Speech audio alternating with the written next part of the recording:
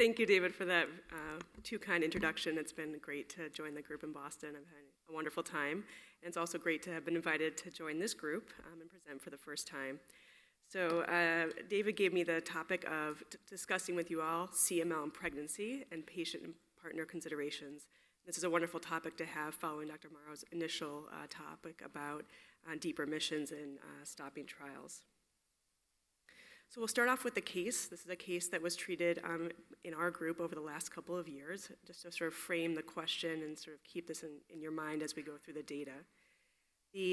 This case was of a 27-year-old woman, a young woman, who had a history of PCOS, and so for that reason was being followed in a fertility clinic preparing for fertility assistance to start her family. In the context of that evaluation, she had a CBC drawn that noted leukocytosis and thrombocytosis.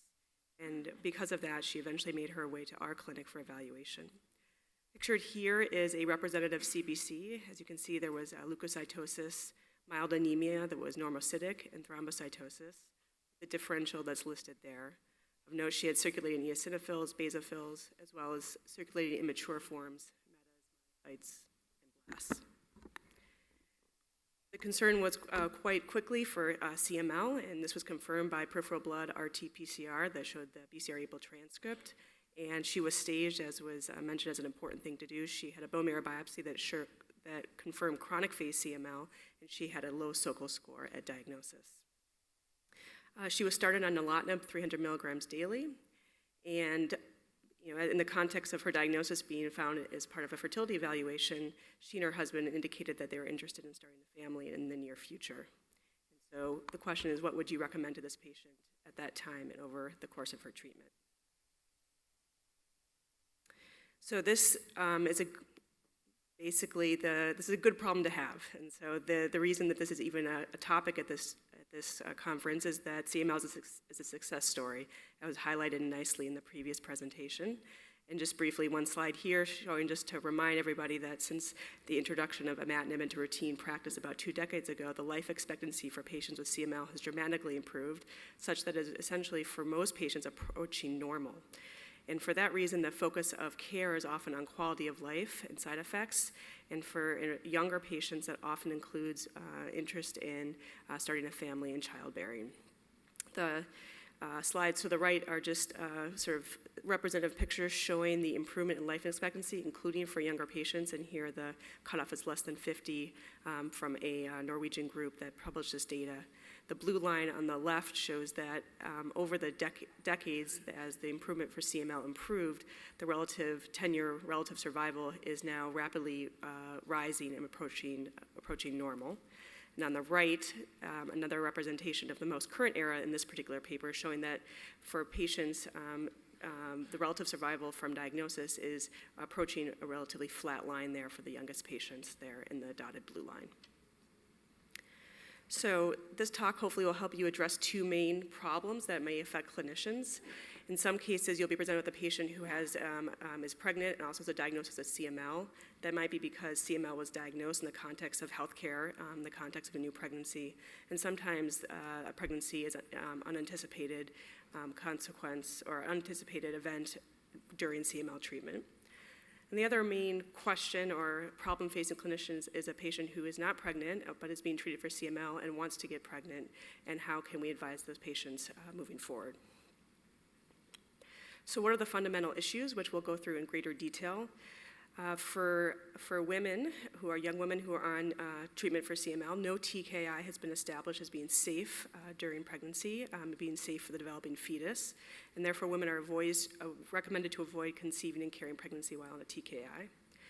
For men, it's a little bit less clear. There is not, in context to the previous talk, there's not a lot of randomized controlled prospective trials for these patients. But the impact and the safety of TKIs for spermatogenesis is not well established. Though I'll show you some data showing that the safety for this may be some safety for patients, young men being on TKIs. And the other issue is that, as also was just highlighted, only about 25% or a minority of patients are eligible for stopping trials and are able to come off TKIs. And most patients are still required to be on TKI lifelong and are not ever going to be done with their treatment during their childbearing years. And finally, just as a reminder that fertility can be affected by not only the direct effects of the TKI, but also a minority of patients are still needing transplant and or delays in childbearing may affect their fertility. So how big a problem is this?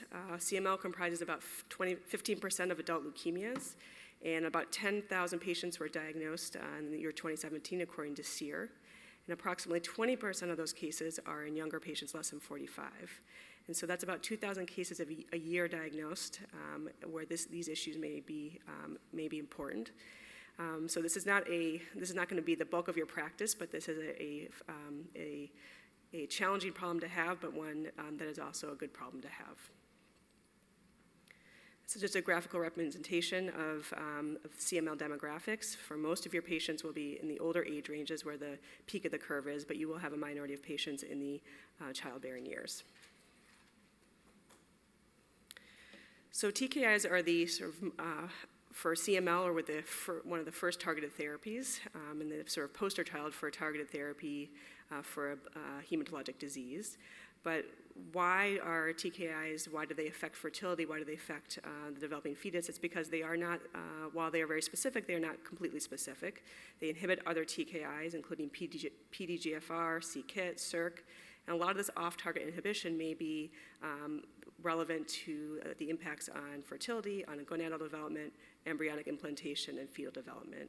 And so while they're very specific for the disease, the off-target effects are relevant in this case. They do not themselves appear to be mutagenic.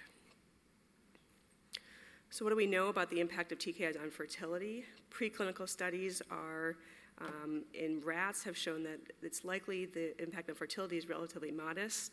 Female rats had preserved ovarian function, and male rats had some effect on their testicular weight and motility of the sperm, but the direct impact on human fertility has not been established. It's not been established that it affects fertility. However, as mentioned before, there may be indirect effects on fertility for patients being treated for CML.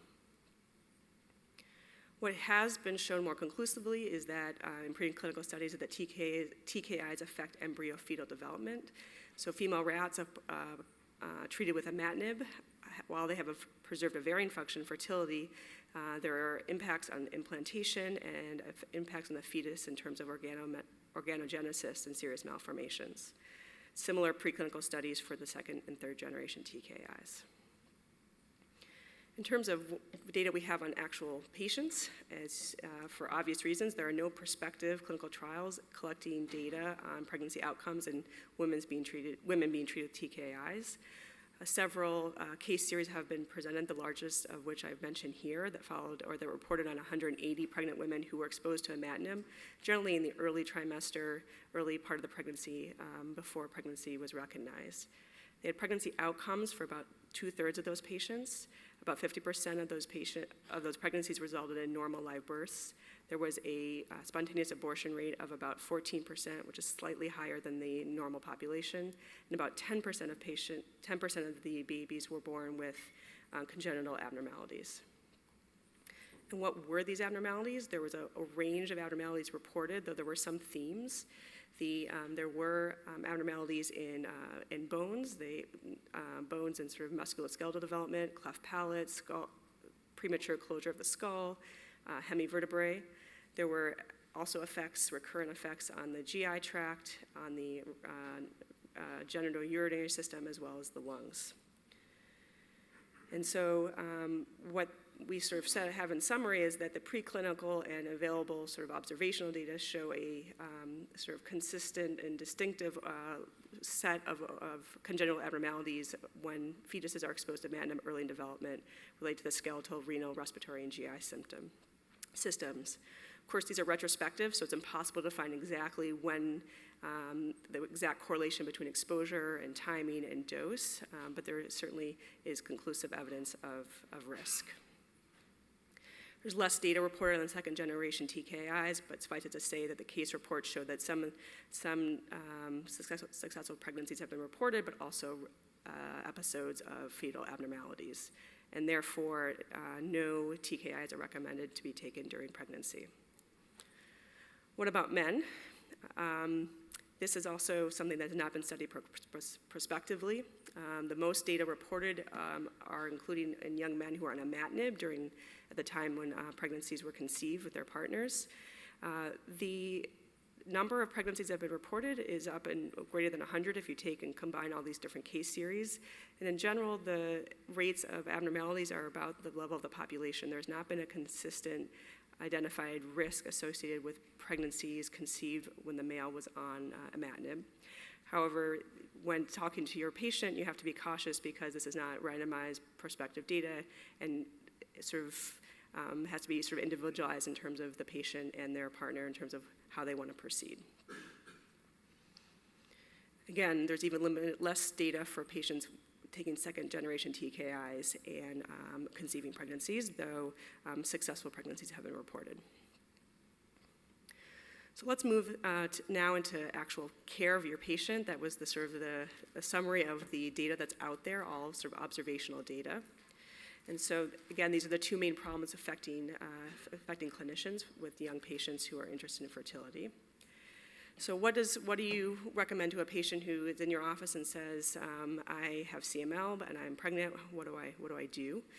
And the short version of all of the rest of the talk is that it's very individualized and every situation is different in terms of the patient, their partner, their beliefs, and the stage, the context of their disease. But one sort of point I want to make is that pregnancy termination is not a mandated, is not something that has to be mandated. It really depends on the context of the patient and factors to consider, including whether the pregnancy was desired, intended, and how the patient is doing with their disease. Obviously, if the patient decides to pursue the pregnancy, monitoring the patient and the fetus should be happening in collaboration with a high-risk MFM group. The first management question for a patient who is already on TKI is this discussion of stopping the TKI. For all the data I presented earlier, there is a risk to continuing TKI, particularly early in pregnancy, and generally recommend that the TKI be stopped at the time that a pregnancy is recognized. There are some reports and discussion about whether it's safe to reintroduce the TKI at the late stages of pregnancy during the third trimester after organogenesis has been completed, as there's data to suggest that TKIs don't cross the placenta and may be safe in those later stages. However, this is, again, a very individualized decision and something that really probably should be considered only if it's felt that the TKI is really necessary for the maternal health going forward. So what are the standard recommended treatments for CML during pregnancy and for a woman? One is observation alone. As the group well knows, CML is often diagnosed incidentally. Many patients are asymptomatic and their cytoses are not profound. And these patients can often just be watched carefully with frequent CBCs until the conclusion of the pregnancy, in which CML treatment can be either begun or resumed. Another option is leukapheresis. That's been reported as being safe in pregnancy to control extreme cytoses, particularly leukocytosis and thrombocytosis. So obviously, this is a fairly involved procedure and not necessarily convenient for the patient. And then interferon. There have not been any prospective trials of interferon, but there have been numerous reports of clinical experience of the use of interferon, both for CML but also other MPNs such as ET during pregnancy, that have established the safety of this drug, particularly in the second and third trimesters. It just does not cross the placenta and can be used to control the cytoses, and in some cases result in responses. Some of the literature recommends avoiding pegylated interferon, which, as this group knows, is a more convenient way to dose interferon. And the theory was that the accumulation of the polyethylene glycol might be a risk for the fetus. But there's also been reports of safety of this agent as well. Hydroxyurea is considered possibly teratogenic and is recommended to avoid this during pregnancy. So I'll breeze through this. This is just one author's sort of recommendations for how to approach CML based on trimester. And the only thing on the slide that wasn't really discussed was the consideration of aspirin or low molecular weight heparin to prevent thromboses if the patient has extreme thrombocytosis. So what about situations where the patient wants to plan a pregnancy? And this can be a challenging decision, and it's also very individualized, but there's often a lot of opportunity and options for the patient, particularly if you start to address these issues at the time of diagnosis. And so this is a reminder that when you diagnose CML in a young person, to be very proactive during the first couple of visits to assess the interest in fertility in the current time in the near future so that decisions and planning can be undertaken. This is important for both men and women. So one option would be for patients who have not started treatment is to refer your patient to a fertility center before starting treatment, for men for semen cryopreservation, and for women consideration of oocyte retrieval or embryo cryopreservation. This would allow the options for fertility to be pursued at a later date when the CML is under better control, and to allow more optimal timing of pregnancy in the context of their treatment. And so this is where the first two talks intersect. One question that's increasingly becoming relevant is whether TKIs can be discontinued to allow pregnancies after a patient has gone through an initial period of treatment. And this really depends on the context of the patient's response and what their tolerance for risk is in terms of their CML treatment. So most of the data for these stopping trials in the context of pregnancy is with imatinib. And there were earlier reports of stopping imatinib early in treatment when the patient had, for instance, achieved a hematologic response and maybe a cytogenetic response, but did not have deep molecular responses. In these cases, when TKIs were stopped, the patients almost universally lost their hematologic response or their cytogenetic response. Though in most cases, these patients were able to re-achieve response after the completion of their pregnancy. So in the more ideal, I think, the situation where most people are more comfortable is the patients who meet the sort of NCCN guidelines or similar criteria for stopping trial that allows the patient to stop TKI within the guidelines that are recommended, and there will be some patients who fit into that. And so in patients who are able to delay their childbearing until they have been on TKI for several years and achieved a deep response for several years, stopping trials can be pursued under those guidelines. The question is when to start, time that pregnancy in regards to the stopping of the TKI. The majority of molecular relapses occur within the first 6 months. That was shown, almost all within the first couple of years. So one option would be to do a stopping trial and then pursue pregnancy after the patient was confirmed to be able to stay off the TKI. Another option would be to just start pursuing childbearing right after stopping the TKI to get the most mileage out of their time off of TKI, even if they have to resume eventually. More challenging is stopping in patients who have sort of modest control, so they have deep molecular emissions but aren't quite meeting the stringent guidelines for a standard stopping trial. And these are really discussions that are individualized between the patient and their physician. And so, for instance, maybe a patient who has an MMR for 1 or 2 years, is that a good time to try and pursue a stopping trial in order to have a pregnancy? And these are higher risk situations for the disease to have a molecular or cytogenetic relapse, but maybe something that in the context of their overall goals may be something to be done under close observation. Another option to mention is the option of organizing a brief treatment cessation for patients who have not done any oocyte or embryo cryopreservation earlier before starting TKI, to stop TKI, pursue that procedure, and then resume TKI with pregnancy delayed to a later date. Skip through that. And then finally, for those patients who are able to successfully conceive and carry a pregnancy and have a child, what do we know about breastfeeding in patients with TKIs?